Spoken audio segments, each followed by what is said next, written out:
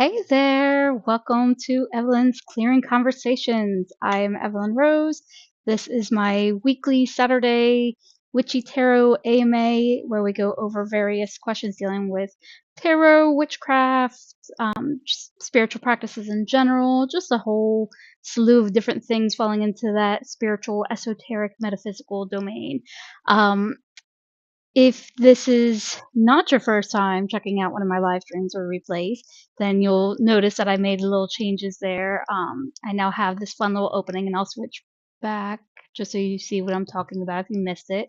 But I now open up with a little screen like this. This lets me start the stream like a minute or two early so I don't do my squirrel brained look at the time, go, oh, I have a couple minutes, and the next thing I know, 10 minutes have gone by and I'm like running behind. It also kind of helps set those expectations ahead of time as people are coming into the chats, and letting them know what this is, what it is about.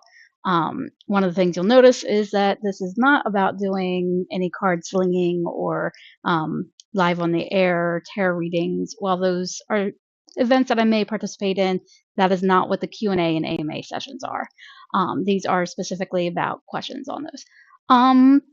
Before we get into it, I do want to give a little bit of update as we're all kind of getting settled into the chat. I went to one of the local protests yesterday, and um, which I enjoyed. I love that it's unusual for us to have like a midday work day protest in the area. So that was actually kind of nice to get to see different crowd, different traffic experiences out there while we're holding our signs.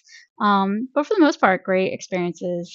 One of the benefits to living in Delaware is the vast majority of people are at least respectful, whether or not they are supportive. Um, but the reason I bring it up is even though it is allegedly, according to the thermostat in the apartment, like 74 degrees, I am sitting here with some like gloves on, long sleeves. You may see me grab my sweater on the back of my chair. I may have gone out there standing in the sun for a little over an hour with bared shoulders. I had one of those slightly off the shoulder type tops on, and I did not account for um, yeah, the sun, all that direct sunlight. Normally we do more evening protests and or later in the afternoon where there's some shade and I don't have to think about it. And this time I was standing right out in the middle of the sun, not even considering it was perfect weather. Um, and it wasn't until last night that I sat there like, oh, no wonder I feel so cold. I've got like burns like all on here and along the back. So it's not bad, it's not severe, but it's just enough to make it feel colder than it actually is in here. So if you see me looking like I'm bundling up because it's cold, it's like it's actually not cold at all. That's just the reminder of take care, be mindful when you go out into the sun. Um, Anyway, so let's go ahead and dive into it. Part of the reason that I've started putting um, the little template up on the front is to save a little time in the beginnings, also avoid some of that awkwardness. Um, and then I'll also have another screen at the end with the updates on it, so I'm not just bumbling through a whole bunch of words and repeating them a million times in my typical teacher repeat mode. I'll actually be able to have it on screen, and it'll help speed it up a little bit for us. That gives us more time to try to get through some more questions, take more time clarifying if anything I say is weird or out of the ordinary, or you're talking about that like everybody knows what you're talking about and we do not. By all means, drop any of that kind of stuff into the chat. It does let me know what you're thinking. A quick comment on that chat. I am streaming simultaneously on both YouTube and Twitch, so my chat sees both. If you ever see me like laughing or commenting or answering a question from the chat and you're like, I don't see anything in the chat, my chat is broken. Your chat is not broken. It's just that it came in on the other platform. And so I do just want to say that. So by all means, please, if you have a question at any point in time, or if you need me to slow down or go back over something, please feel free to drop that into the chat. I do keep an eye on that. I am monitoring. I also do have questions that I prepare ahead of time from people who have either messaged me through social sent me an email, maybe they bumped into me in person, um, and I just jot those questions down I ultimately add them to my running list of um, questions for when we're in these Q&A and AMA sessions. That said, in between those questions, I prioritize anything that's in the chat because you're here. Okay, it's kind of this may sound odd to those of you who are a bit younger and don't remember a time before smartphones or vaguely remember a time before smartphones. But it used to be that if somebody was in front of you, you weren't looking at your phone. The phone largely got ignored. Didn't matter if there were notifications, may have gotten answered if it was ringing, because if it was ringing, then it was urgent. Or even before cell phones, it was because it was a landline, and if you didn't answer it, you would never find out who was calling. But we didn't sit around texting or going on social media and stuff. So kind of applying those same typical dynamics to these live stream experiences. If you message me in the chat, I think of that as you and I talking face to face. I'm going to prioritize that question over the questions that I have from emails and we'll just say the equivalent of text messages, whether or not text was the format. Again, please at any time chime in, and I'm going to go ahead, and we're about 6 minutes in, so I will jump right into it. So I had a handful of questions together that I thought were pretty interesting. They're kind of a little bit of tarot, a little bit of general spirituality. So I thought that would be fun. To kind of go a little bit more well-rounded. I kind of want to start with this first one because I love this question. It was, is there a witch's Bible or just one book I should read first? And that question, I did not get any specific context with that question. I didn't get whether there was a particular witchcraft path, which in and of itself, given the fact that it asked if there was a witch's Bible, tells me that this is probably they don't know to specify. So that is perfect. So if I don't answer your question, if you did mean to make this specific, just message me again and say that was not my question, and I'm happy to come back and readdress it. But let's dive in based on my understanding of the question. So, is there a witch's Bible? Well, technically, yes. There's at least one, and multiples that have at least a subtitle involving that phrase "witch's Bible." I've seen nowadays there's so many of them. Would I say that those are the ones to start with? Not necessarily. It really depends on the specifics of what you're looking for. Um, but if you mean it in the way that I think you mean it, which is like there's like the Bible that we see within Christianity, or like some sort of document that is like the it document of a religious faith. Um, no, we do not have one of those. Now, you may have specific witchcraft traditions and things like that that might have some sort of tradition specific document. Common titles for those would be things like a Book of Shadows or a grimoire.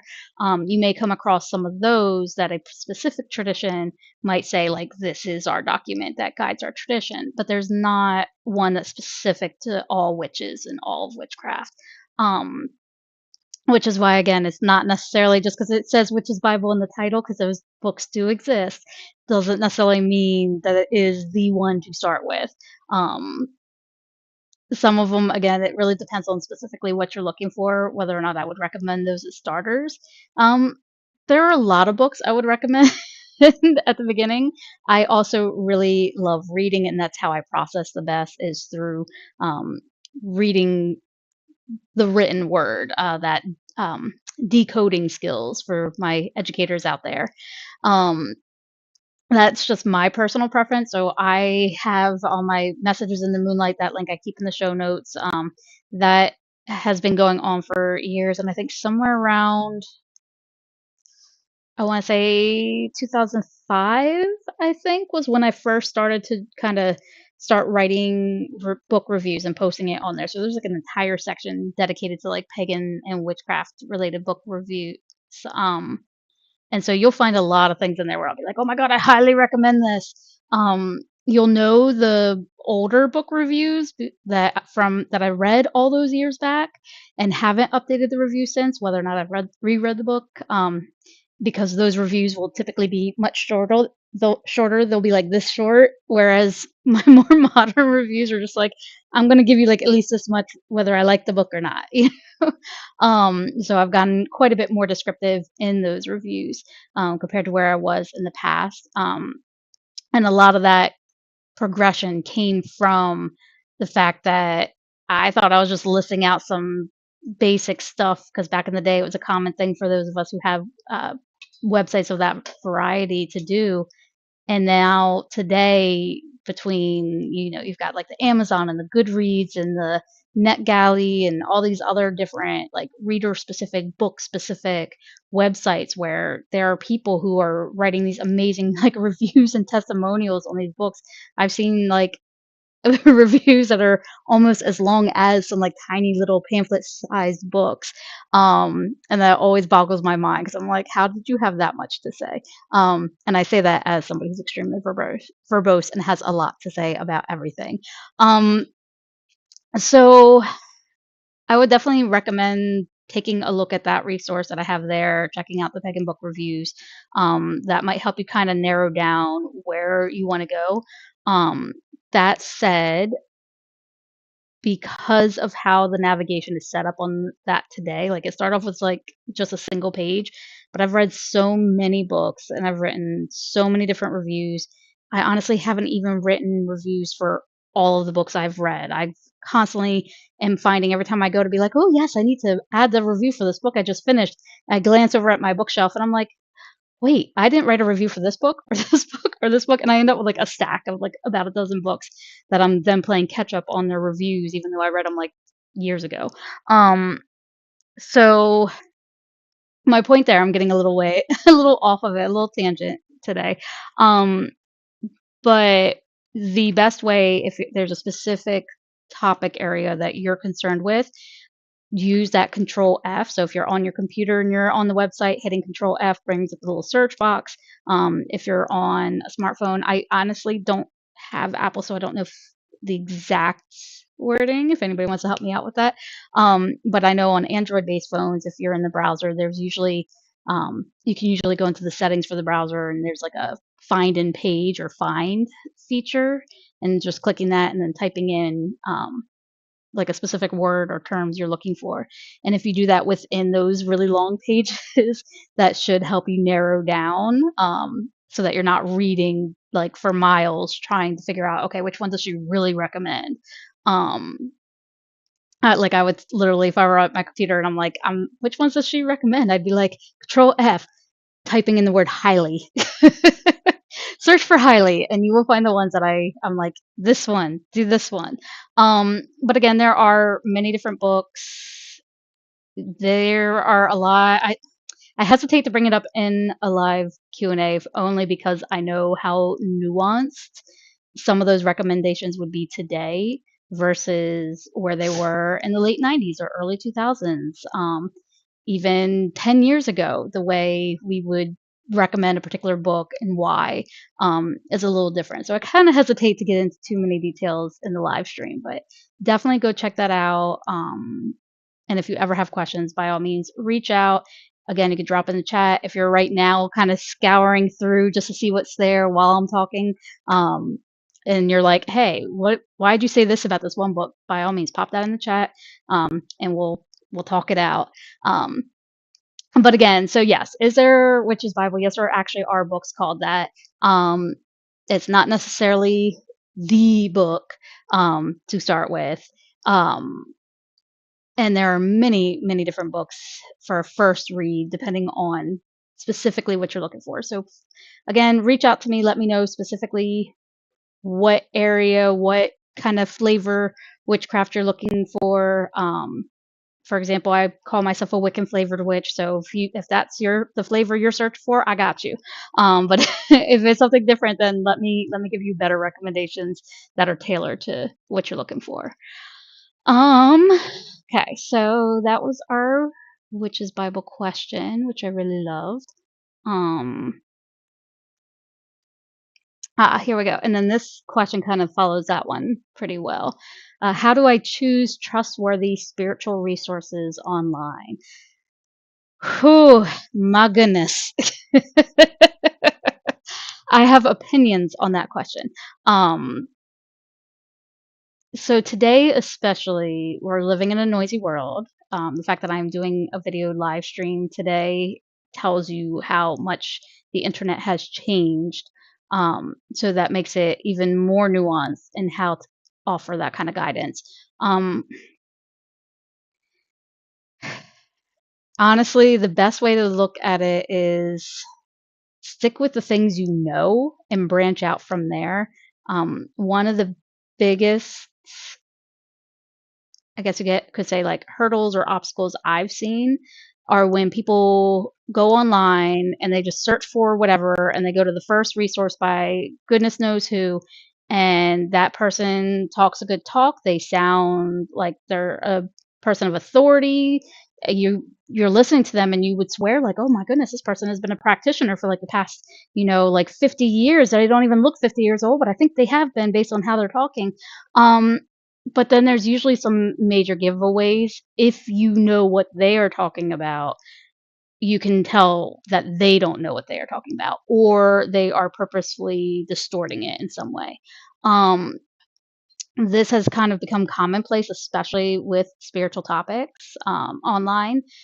Even resources you used to be able to trust to just like ask people who had any level of background or expertise. I think I've talked about it before with Quora. Like I like to go in there and answer questions, but nowadays the people answering these questions, most of them, the ones that get the most visibility and the most upvotes and things of that nature, are trolls that, like, why are you trolling right now? Like, they're not even trolls. They're just like somebody who has zero expertise in that topic area commenting on a spiritual topic, whereas their expertise is in other things and they answer those questions like a normal educated human being, but then they jump in and answer these questions on spiritual topics without any level of expertise or knowledge in it, and it just comes across, for those of us who actually can answer those questions, it comes across as just trolling. um and so I would avoid those kinds of sites for getting into it. If you're brand new and you're trying to find what to trust, those are more like the places you go to once you have learned enough to be able to apply your own critical thinking hat to recognize if the answer you're getting is a legitimate answer, or a trolled answer, or otherwise distorted, or just sometimes just incorrect. Sometimes I see people share answers and information online and it's actually well intentioned.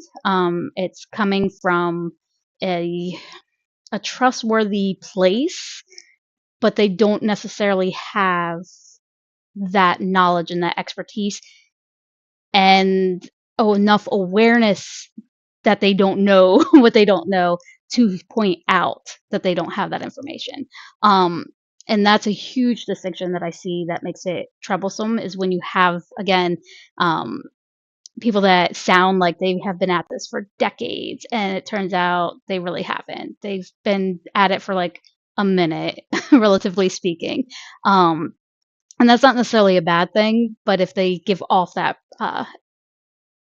perspective, I guess, or that image or that feeling like they know what they're talking about, you're more likely to take what they say as gospel. And then it turned out like, actually, no, that's like they didn't actually know what they were talking about. They just didn't know that they didn't know to be able to tell you that they don't know. And so that's where it is really hard to just go online and say, here's what's trustworthy, here's what's not. And that's why I say your jumping off points need to be, find somebody or something that you already know to be factual, things that can be backed up, not that one person who made that one video that was totally cool and awesome on in the comments on social media somewhere. And now everything they say has to be 100% accurate, and anything that differs from it must be wrong. Like, I'm talking, you have already verified and all the sources agree, like those are your trustworthy people. And then from there you expand outward, because you start to build your own knowledge, your own awareness, to have that critical lens to know that difference between um, what is factually and like healthy, safe, right? and what is people just spewing information on the internet. Um, I I had my days young and early. Like I think my goodness, the internet is so different today.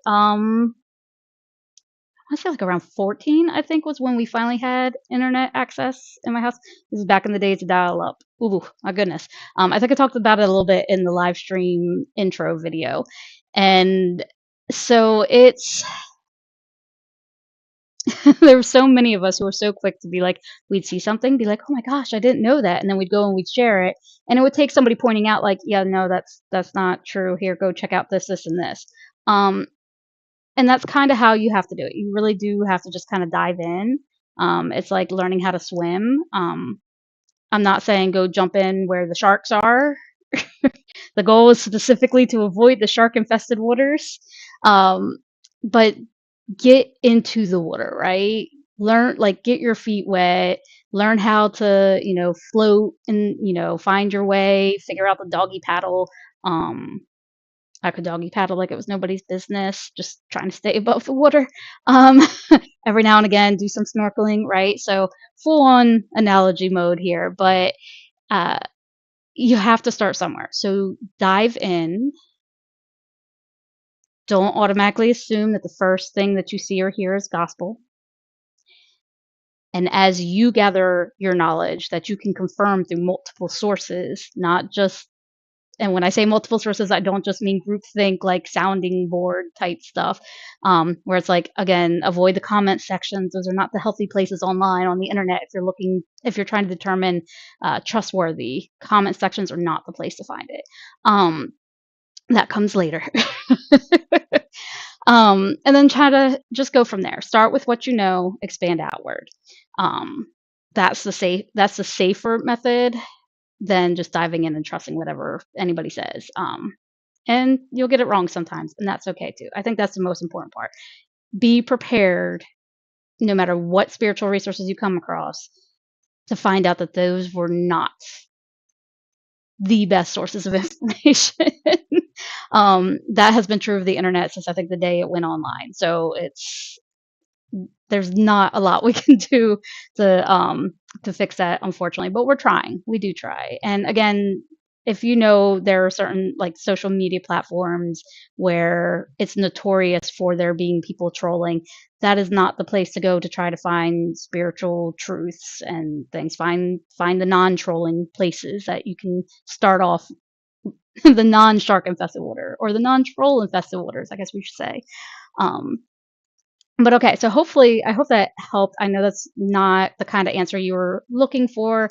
Um, I, of course, want to always recommend my own resources just because I've spent so many years putting them together. So whether that's through Messages in the Moonlight or through any of my Evylyn Rose stuff, by all means, check those out. I try to do my best to make sure any links that I'm pointing you toward, that I am telling you what they are and ensuring that they are vetted. Um, so if what I have to say is not what you're looking for, or it doesn't resonate, or you're doing your homework and you're making sure what I'm saying is true, um, there are lots of links to other resources beyond my own within my resources, and that's the only reason I really want to bring that up for this question. All right. So hopefully that helped to answer that. Um, Again, please let me know if you need me to provide any clarity, anything of that nature. If you're just joining in the chats, I am answering some questions that were asked ahead of time, but at any time, feel free to drop any questions into the chats. If you have any comments, if you want to add anything, sometimes my words break and I can't find the word I'm looking for. And if you're like, I think she means this, feel free to drop that stuff in the chat because I will look. I do prioritize what's in the chat. And I don't have any questions at the moment, so I'll dive into another one. But if you do have a question, just go ahead and type it in, and then I will get to it next. All right. Let's see. All right. Hold on. Let me take a sip of water real quick. Notoriously terrible for going too long without drinking water and then drinking too much water too fast. All right. So this question is, how do I use tarot for reflection? Which is one of my big things, is like use tarot for self-reflection, right? How do I use tarot for reflection without turning it into doom scrolling my future? stop asking the same question every time.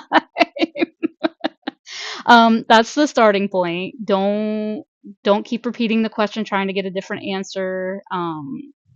If you are using tarot and you're still relatively new to tarot, um, sometimes what I see happen in those early days of learning is we have a question, we're trying to do some reflection type work, we pull a card or a few cards, and it ends up being those cards that we're not as familiar with, that we don't know as intricately and deeply. There's not a specific intuitive hit like coming.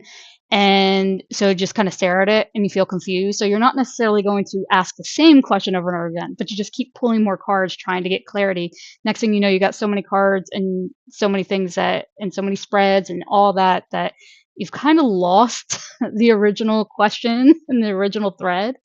Um, and so it's a common thing. So if you've done that, or you keep catching yourself doing that, and that's that doom scrolling your future that you're talking about, the best way to break out of that is to go back to basics, journal it.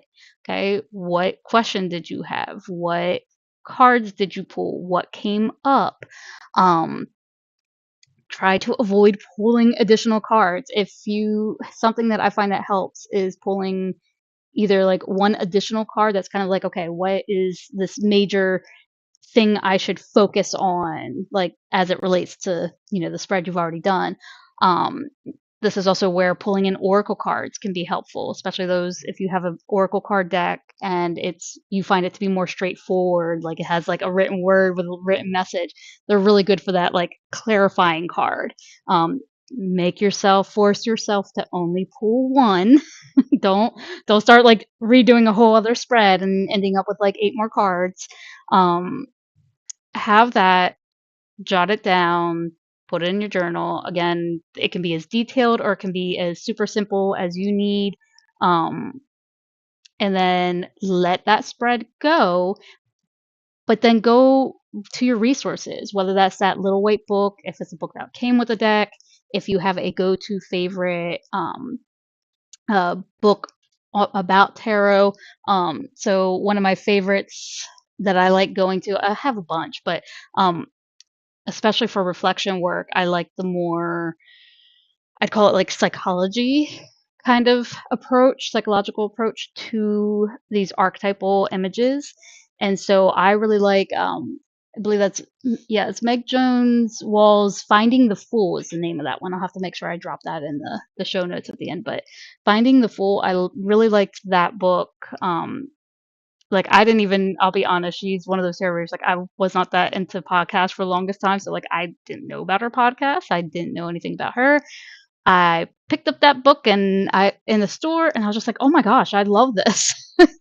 And I bought it and then I've loved it ever since. And a lot of that is because there is this very um psychology approach to the tarot that resonates a lot with my own approach as well. And so, in those moments where you are doing reflection work and consciously you're just not getting it, instead of just keep going and keep pulling and keep ruminating and all those things, just pull the cards, jot your notes, go grab your reference book, whichever one it may be. Um, Maybe it's the one I just mentioned. Maybe you have your own go to. Maybe it's even just that little white book. Or if you've taken my Tarot 101, I give like these super simple like cheat sheets where like you write in your own things. You could pull that out even and be like, well, what did that card represent for you the last time that you really sat down and thought about it? Um, and that's where it not only deepens your learning and understanding of tarot and how it applying these meanings to your readings, but it also lets you kind of break out of your own issues and sorry. um, Helps you break out of your own issues and get your oh, train derailed. I apologize. The dog needed vital attention for a moment there, messed me all up. So, we're gonna circle back around. ADHD squirrel brain. I gotta get back on my squirrel. So, when I go and I look in those books and I do those moments, and we do that even as professional tarot readers, you can be at this for 50, 60, 70 years. You're still going to go back to resource materials because sometimes we have to get out of our own way because our biases do get in the way. Um, Sometimes, especially with reflection work, there's things about we don't necessarily want to look at or think about. Um, Especially if it does require us to take an honest evaluation and look at ourselves, and especially those parts we don't like. A lot of times today we kind of lump that all into shadow work. I would argue shadow work's a little bit more in depth than that, but whatever term you want to give to it, that reflective work, sometimes you can't just get a quick, easy, intuitive hit doing tarot reading for yourself. Sometimes you really do need to sit with it. And by going to those resources and seeing other people's um, explorations and explanations and their approaches, gets you out of your own thinking and helps you start seeing things from a different angle. So it's kind of that hangman or hanging man um, tarot card kind of idea of like flip that perception, right?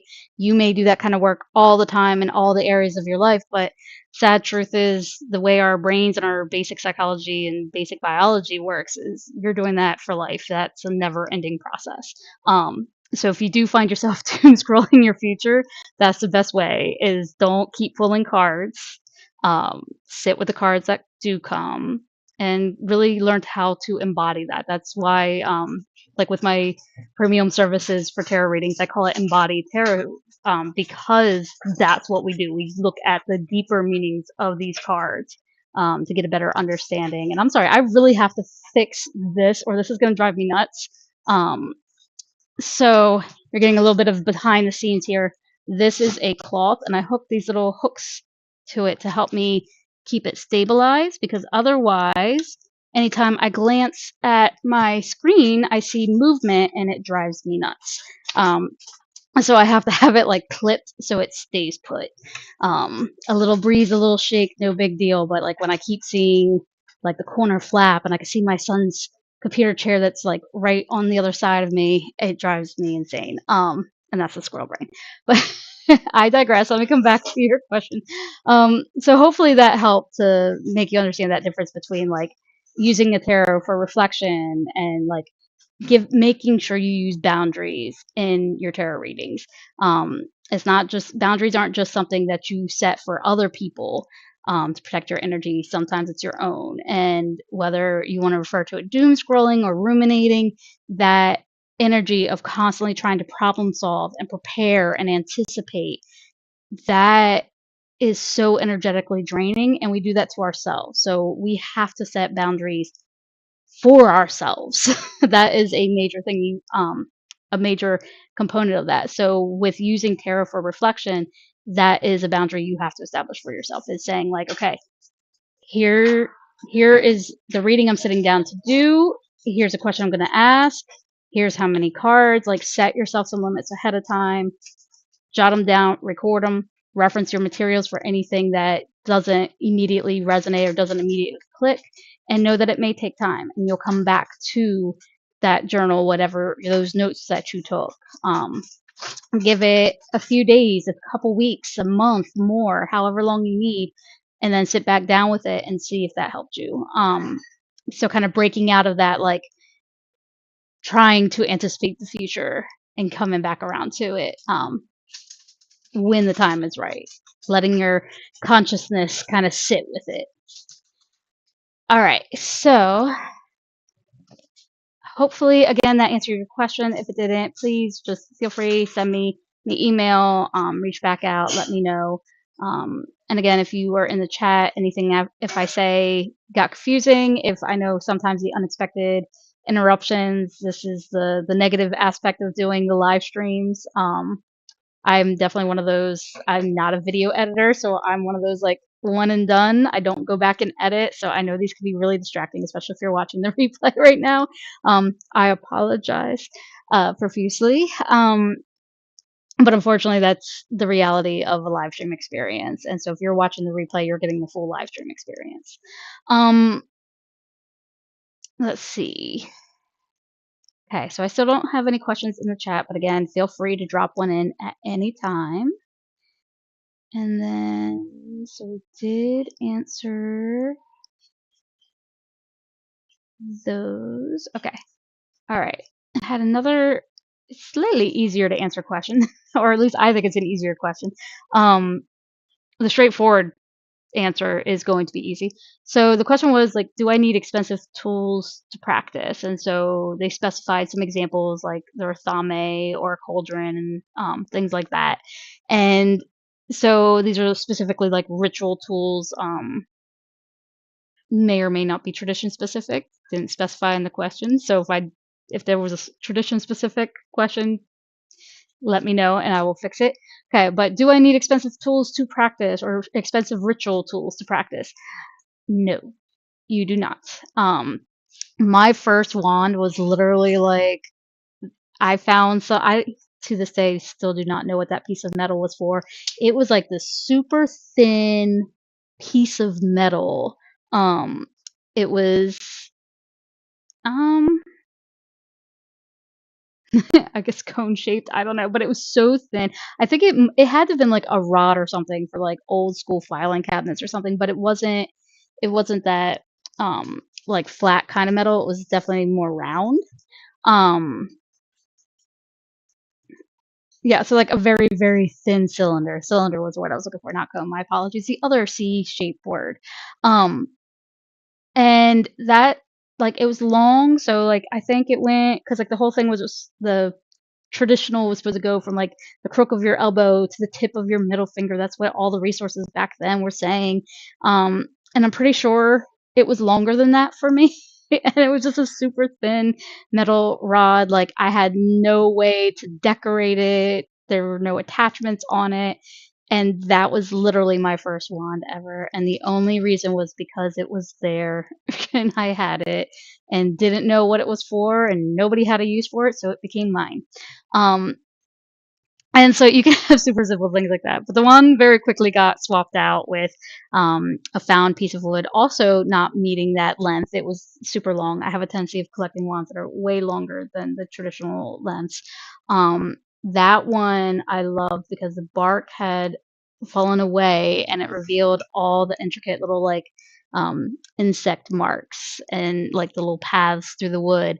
And I absolutely love that because it gave this almost like natural, like ancient, mysterious language. It's obviously not a language; it was just a movement of insects, but it kind of gave that like feel to it, and that was enough for me. And I think I like used some twine to put on some feathers or something at some point. Um, so you can always start with whatever and then let it grow from there. Technically, you don't even need tools at all. Um, Though I do personally suggest having something, make something sacred. These are sacred spiritual tools. It is they're meant to be important. They're meant to trigger an alternative mindset, kind of trigger those different brain waves, right? And so I do highly recommend having tools. You don't need tools. You do not need fancy tools. They don't even have to be pretty. They just have to be whatever they are. Sometimes it's as simple as just a random rock that got picked up. I'm looking around my desk right now for examples, but of course, I do not have any that are specifically of the variety that I'm saying at the moment. But they can be anything. They could be in lieu of a live plant, like this is just a little one of those little bookmarky things that's in the shape of a four-leaf clover. Like it can be something like this. Um, and now that is perpetually like my ritual tool. This one is not, but as an example, it could be. Um, it doesn't have to be fancy. It doesn't have to be pretty. Some of my favorite crystals were ones where just being at the Connexes one day and walking along the trail with some rocks, and it's all just jumbled your typical granite that's everywhere kind of style rocks, and just pick one up off the ground because I just needed a rock to hold. And today we would just call that a fidget. But for me, that was something special because in that moment it helped me and deal with whatever I was dealing with. Um, and I found comfort in it, and that was enough for me. Um, and a lot of our ritual tools are the same way. So if it helps you to trigger your mindset, um, whether that's in the case of like a lucky stone or a soothing stone, or if it's something more special like having an athame or a cauldron, something with some deep symbolism. Your cauldron might start off as just being like a coffee mug that you happen to have that you don't ever use for coffee. um, or it could be this big giant cast iron thing that you could, live, and make meals for entire communities um, in an apocalyptic situation, right? So it can be that big or it can be that small and simple. Um, so no, you do not need expensive tools. You don't need pretty tools. You don't need the right tools. They don't have to have this right measurements and stuff. I do think there's value if you are starting off with a particular or part of a particular tradition, following those typical guidelines to get yourself started and then kind of branching out from there. There is a lot of value to that. And I say that primarily from my educator hat, not just my personal experiences along the way. For me, it was definitely that, late 90s, early 2000s, eclectic Wicca bunch, the solitary crew. Um, and there was value in that because it provided a foundation.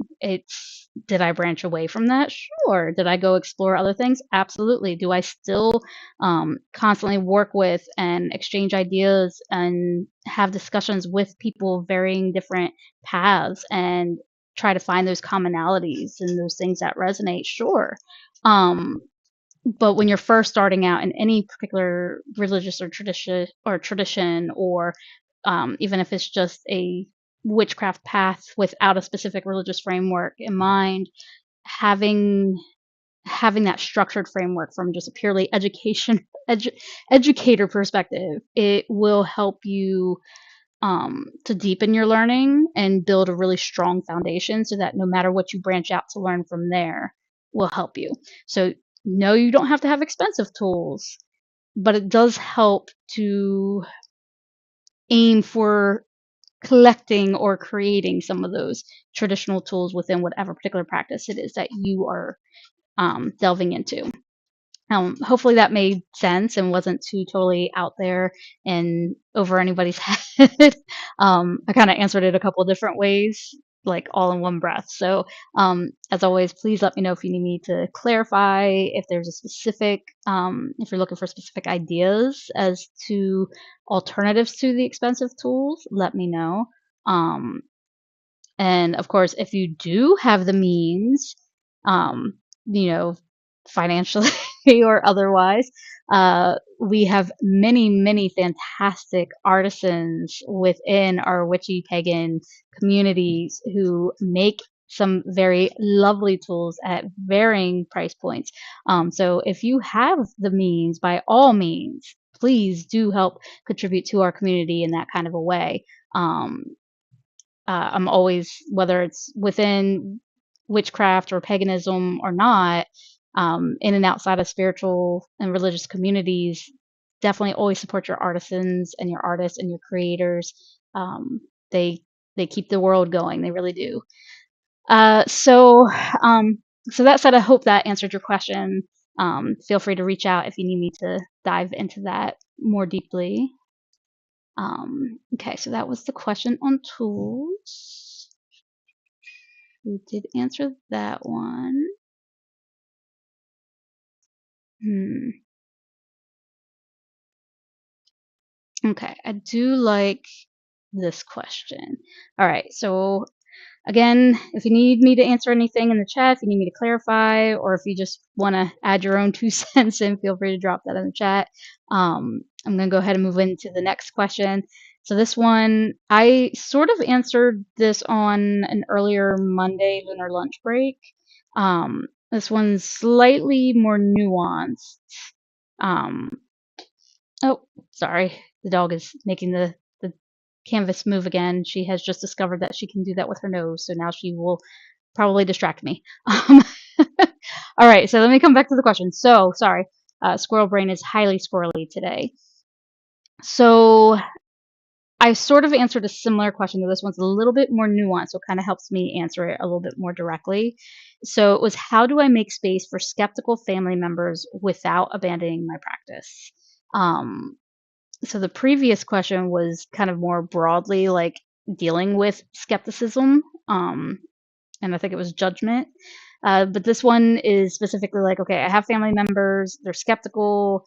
I don't want to abandon my practice, but I also want to make space for my family. So you're trying to not um, have one at the exclusion of the other, right? We want to have our spiritual practices, but we also want to keep our family in our lives and keep our family dynamics to whatever degree we want to have them. Some of us have varying different family dynamics that need changing, some not so much. And sometimes something as simple as a change in spiritual or religious outlooks can make a huge impact on our relationship. Um, this comes up a lot with uh, couples who marry with one kind of set of ideas, religiously or spiritually speaking, and then all of a sudden, one person in the marriage suddenly shifts, and it's like if you really lay it out in a timeline over the course of however long they were together, there wasn't really that major shift. It just kind of happened over time, but it can feel that way when we're dealing with others. So sometimes when we have a spiritual practice, it can be disorienting to our family members if it feels to them that we have suddenly changed our religious views. I have never seen that really truly be the case. There's almost always something that like it develops over time, or maybe it was kept a little hushed and kind of a little secret of sorts, if you will, before revealing it to certain family members. So that family member might feel a little kind of like, oh my god, what happened to you?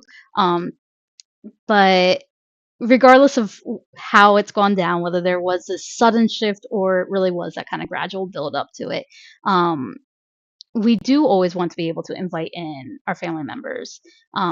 And skepticism is healthy. You need to have skepticism by all means.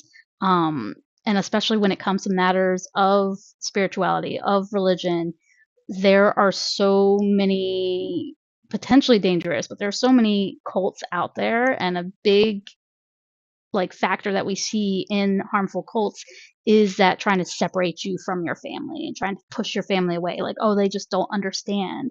That makes them the enemy. You got to distance and stuff. Um, so when family members are skeptical, I do agree, like you should be able to invite them in some capacity. You should be able to share with them. It's a little different if they are being cynical and they are the ones who are just like, I don't want to know, I don't want to be part of it. That's a them issue. Um, but if they are skeptical in that, like, I don't really know if this is real, can you tell me more? Can you show me more? Um, but then there can also be that counter thing where you're like trying to be less weird, is a common thing in my family. Like, be less weird. Um,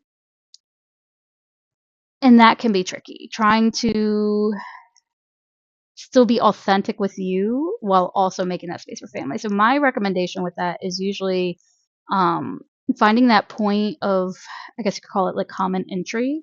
Where is it? Where would it not be like the biggest culture shock? Um, is kind of that recommendation. So like I would not start off with some deep, like we're gonna pull out the Ouija board and we're gonna do some huge like incantation and we're gonna have all the theatrics. Like that is not where you start with your skeptical family members. Starting with the skeptical family members might be some of those super basics of your entry point into the practice. Maybe it involved just getting outside into nature, like sitting on a log and closing your eyes and listening to the wind and feeling the wind and um, making sense of it and letting it call to you. Like that sounds so hippie, that is so tree hugger, that is so like my family would be like, can you be less weird? Um, and yet that is an entry point. That is a way of saying like this is part of my spirituality. And it's like here's a thing you can invite them to do that maybe that's not their vibe. Maybe that's not where they find their spiritual center. Um, but it's also a place where you can share a piece of your spirituality that isn't gonna sound like absolutely crazy to somebody who has no idea what you're talking about, right? Um, so that would kind of be my recommendation. Find those simpler entry points. So like try to think of where you were when it was new to you. What were those things that were comfortable? What were the things that weren't comfortable? And also ask them what they're interested in. That's usually the biggest thing, is be like, what questions do you have? Um, and then also establish those boundaries up front. Say like, hey, are you wanting to take part in a ritual or spell work? Are you wanting to come join me for, the join me with my meditation group? Like, or is this more of a, just like, they just have some like questions and they just kind of want to know and understand a little bit more about where you're coming from. So kind of establishing up front those boundaries, um, that usually is the place for it, especially if you live together with said skeptical family members, knowing what they are and aren't comfortable with. Um, so is it a, like, maybe they don't want you practicing skyclad every full moon in the living room when they're trying to, play video games with their friends. That might be a little intrusive, right? Whereas having having it be like, okay, well, I don't mind if you light incense, every day. Like that can be that entry point. Um, but hopefully that makes a little bit more sense. So don't scare away people with your practice. Like don't go from like you're brand new to this to suddenly you're the new witch of the woods, and it's like a complete 180 from how you were just yesterday. Like that's that sudden like shift that's going to make anybody, regardless of whether they're family, especially if they live with you, that's going to give the kind of like the side eye, like what just happened. um so definitely have conversations. Start with conversations, figure out those boundaries, find those entry points of like, I would like to share this with you. Maybe it's a prayer that you say before a meal that you want to share at the next family get together. Um, those are those little entry points. Don't just do them, ask. Have, like, there's that consent piece and that boundary piece. Um, but hopefully that helps. And if that's not exactly what you meant for making space for those skeptical family members, just reach out. This is definitely these kinds of moments, these kinds of relationship moments where like it can be a make or break, or feels like it could be a make or break, are kind of a lot of the work I like to do, more with like civic minded stuff. It translates absolutely 100% to all domains, of our lives, including the spiritual and the religious. So, so if I missed the mark a little bit on exactly what it was you meant by this question, just let me know and I'm happy to circle back around to it. Okay. All right, so we are coming up on the end of the hour. We have had tons of squirrel moments, some major disruptions and distractions. Um, I'm not sure if the mic caught my dog grumbling and half barking at people out in the hallway for no good reason because she knows better. Um, but anyway, point is, I know that that's made it a little disruptive today. So if anything wasn't clear, if you're watching the replay and you're like, I wish you would answer that question again, and like this time without the disruptions, just send me a message. I'm happy to circle back around to any of these questions. If you need a clearer and less squirrel brain answer. Some days are a little more squirrely than others. Let me go ahead, and I want to make sure I don't skip out on our update. So here's that end screen I was talking about at the beginning of this live stream. So this will help out ideally with keeping me focused, so I could just say it once, be done with it, and also so that I can kind of leave it here instead of that awkward me staring at the camera for a few seconds and then the replay gets cut off anyway. So I will leave it up for about a minute afterwards, but this is a new thing that I'm doing with these live streams. So if you haven't been in here before, that's why I'm explaining it. Okay, so updates and reminders. So any links that I mentioned are going to be in the show notes. If they're not there automatically, they will be there within like the next few minutes after the stream ends. Um, First and foremost, become a moonbeam. Subscribe to my Starlight Circle. This is a monthly newsletter because nobody has time to read a million emails every day. So I try to only pop into your inbox once per month with this newsletter. Also, you can enroll in my Tarot 101 with Evylyn Rose. This is a 100% free mini course. It does automatically subscribe you to the newsletter. So if you're also wanting to subscribe to the newsletter, you can get two birds, one stone. No killing of birds required. So please go ahead, feel free to enroll in the Tarot with the Tarot 101. This was designed with seekers and skeptics in mind, so the approach is a little different than you'll find in most Tarot 101, while also still covering the same basics that most 101s go over. Any of my websites, so there's my blog on my evylynrose.com. There's my Lightweavers Clearing, where you'll find the Tarot 101 and other courses and on-demand content, as well as the messages in the moonlight, including those book reviews we talked about earlier in this live stream. Follow me on social media. That includes Blue Sky, LinkedIn, obviously Twitch and YouTube. If you're here, you're on one of those. Alignable, that tends to be more for like business owners, entrepreneurs, and for networking. But by all means, if you're on there, feel free to find me.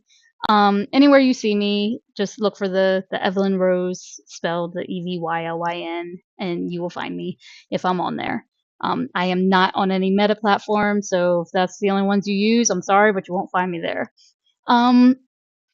Upcoming live stream. So we have the lunar lunch breaks on Mondays at 1 p.m. Eastern, clearing conversations Saturday at 5 p.m. Eastern. So the next one today, Saturday. So our next one will be Monday at 1. If you have any questions ahead of time, feel free to send me an email, social, in person. You can even comment on this video. I do see the comments. If I don't see them right away, I will see them and I'll add them to my list. And as always, make sure to subscribe, like, and comment on this video, especially if you are watching the replay. I know the live stream, it's a little tricky because the chat or the comment section isn't necessarily there just yet because the chat is there instead. But if you're watching the replay, you can subscribe, like, comment. These things help tell the algorithm not only what you like to show you more of what you want, but it also helps other people to find more videos like this that try to help them out in some small way. So hopefully you enjoyed the session. Hopefully you were able to get something out of it. Again, any questions that you need me to readdress or clarify, or a whole new, totally different question on any of these topics, please reach out, let me know, and I will see you on Monday's live stream for the lunar lunch break. In the meantime, keep radiating hope into the world.